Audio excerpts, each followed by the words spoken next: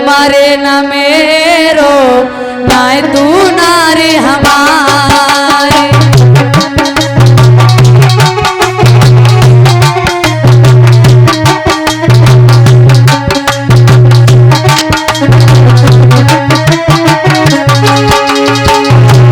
और कहते हैं तुम कहते हो कि तुम मेरे पति हो, ये तुम्हारा बेटा है।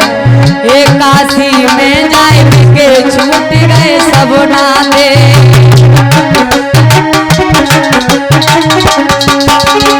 अरे नौकरी शपथ धर्म की हम खाते।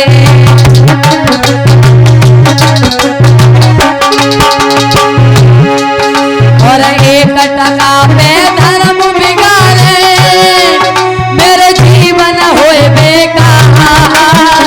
तुम्हारे न मेरो ना तू नारी हमार।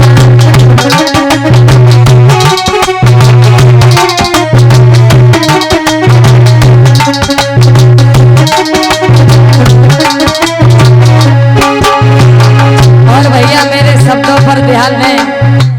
तारा से हरिश्चंद्र ने खुले शब्दों में क्या कहा? हे मुर्गा तब यहाँ चले टका दे उधर को है।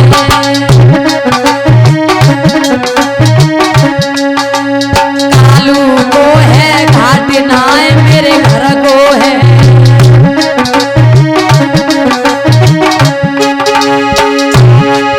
और अपनी करियो बात बाद में पहले ठका निकाल। तुम्हारा न मेरो ना तू नारी हमार।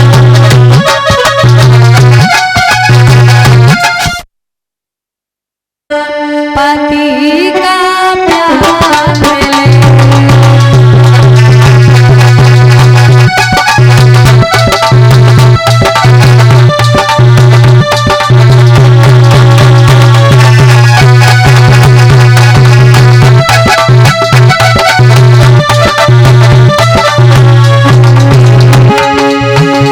भगवान तुम्हारा दर्शन हो।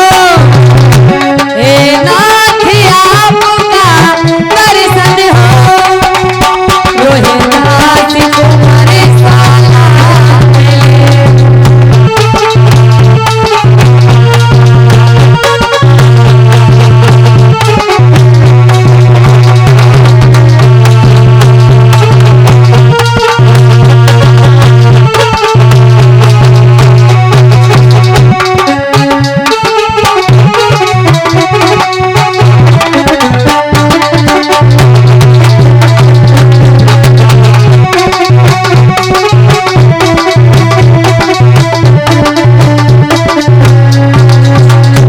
जवाब दिया, मैं जब जब इस भूतल पर आए तो मुझे यही बेटा और यही पति के रूप में महाराज जी प्राप्त हों।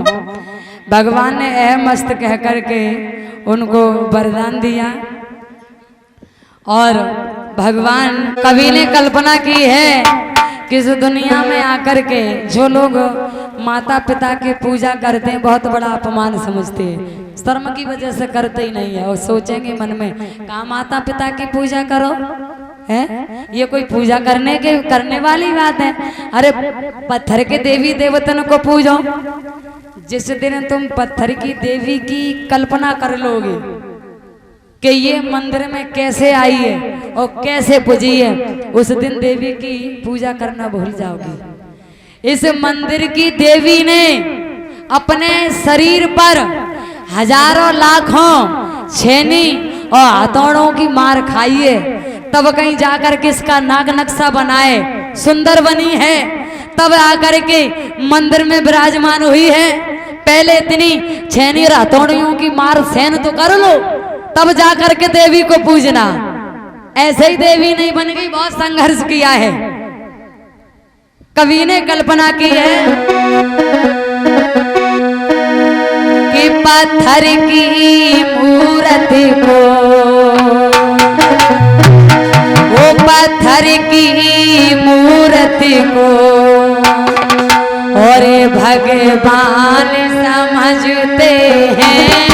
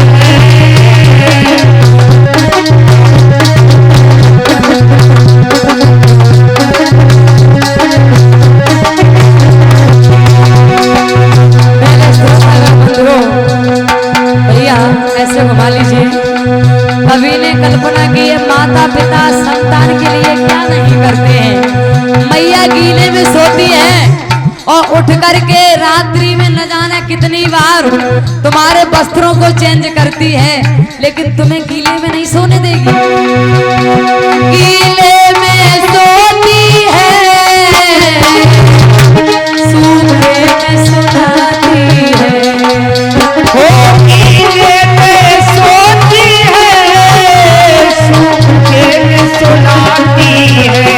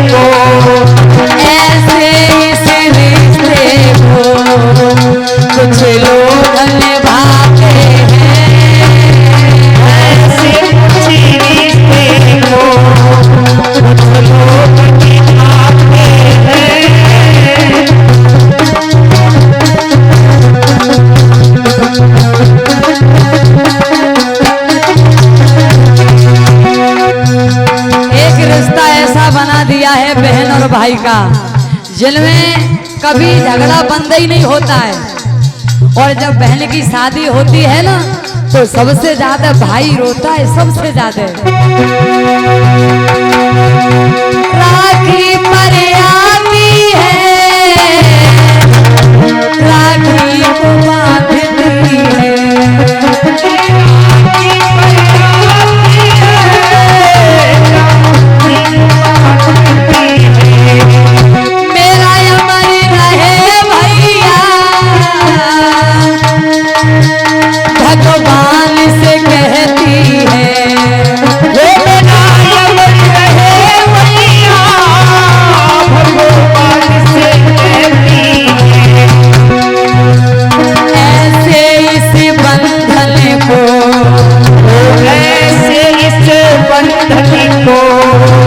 कुछ लोग निभाते हैं,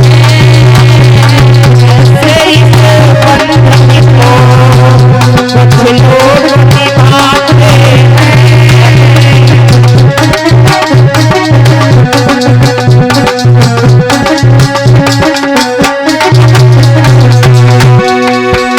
पाथर की मूरत को भगवान समझते हैं।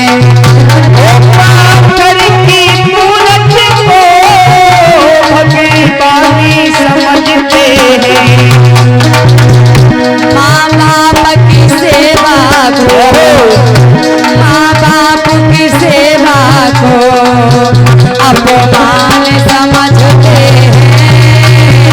माँ बाप की सेवा को अपमान समझते हैं।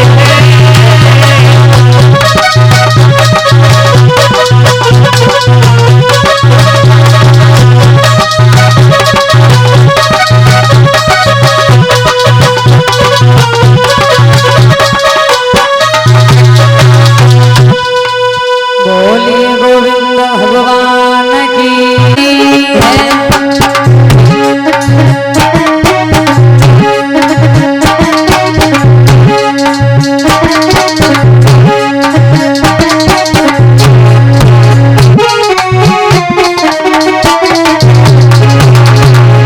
जहाँ सुंदर सिर फुलवारी है शोभा, बगिया की रे अति प्यारी है जहाँ।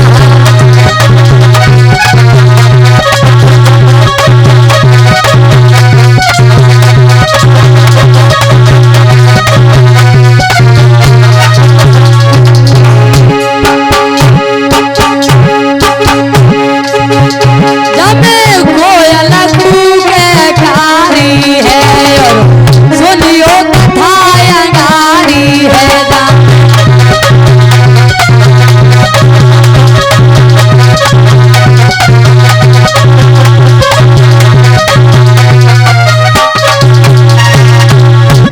जवाब दिया घूमने जाए तो बोले चले जाओ। सुंदर सी भैया बगिया में पहुंच गई, जिस बगिया में दुर्मिलक नाम का राक्षस रहता था।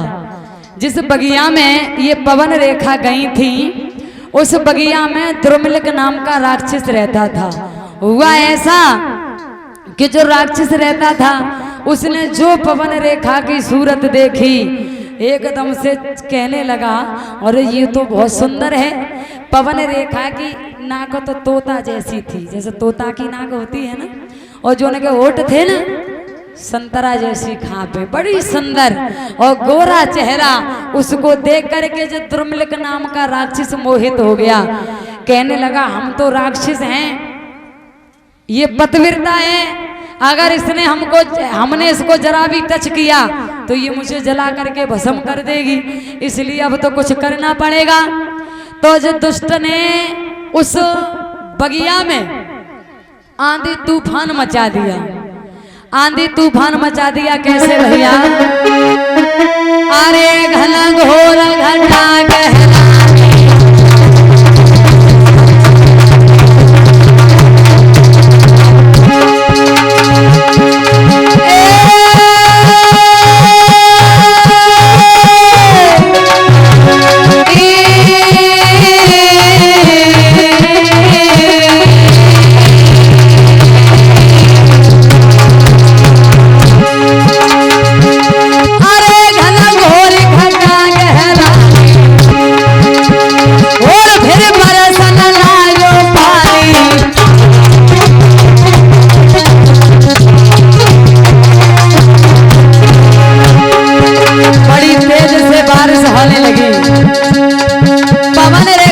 सहेलियों से धर धर जुदा हो गई, और जुदा होने के बाद भैया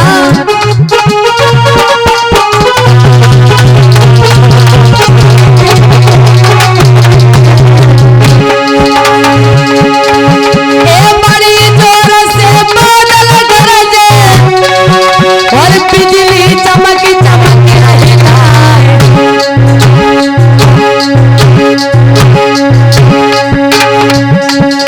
रानी मन में यत घबरावे, दिल में एक आवे कला।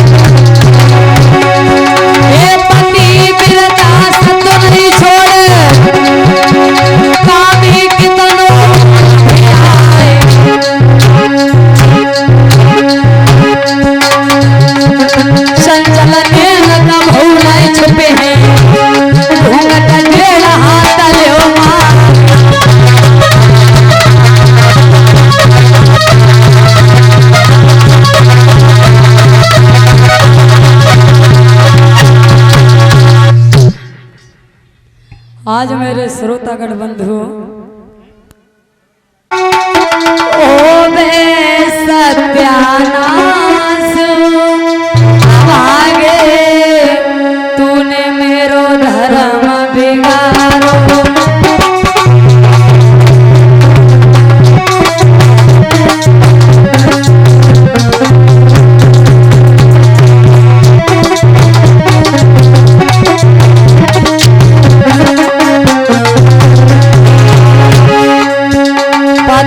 आज्ञा मांगे में आई, मेरे संग में सखियां आई।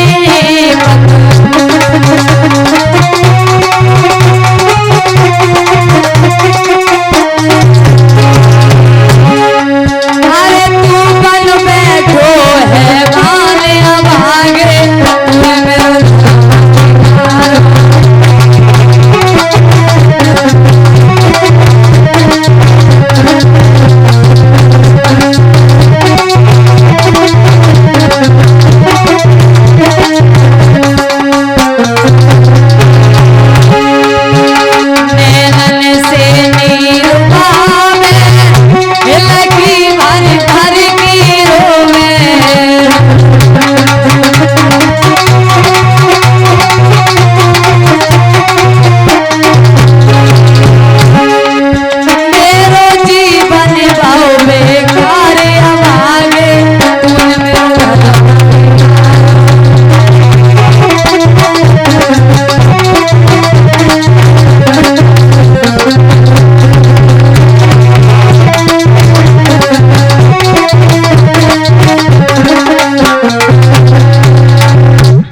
कहने लगी, रोती है चिल्लाती है। तो दुष्ट पापी कहता है, पवन रेखा मैंने देखा बहुत वर्षों से तुम्हारी गोद खाली है,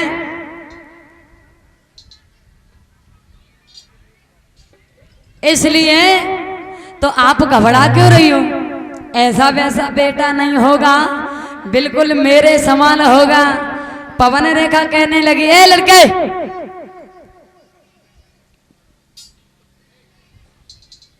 जाई गांव के दूसरे गांव के हैं? तो इनमें तो एक को ते बैठा दो ला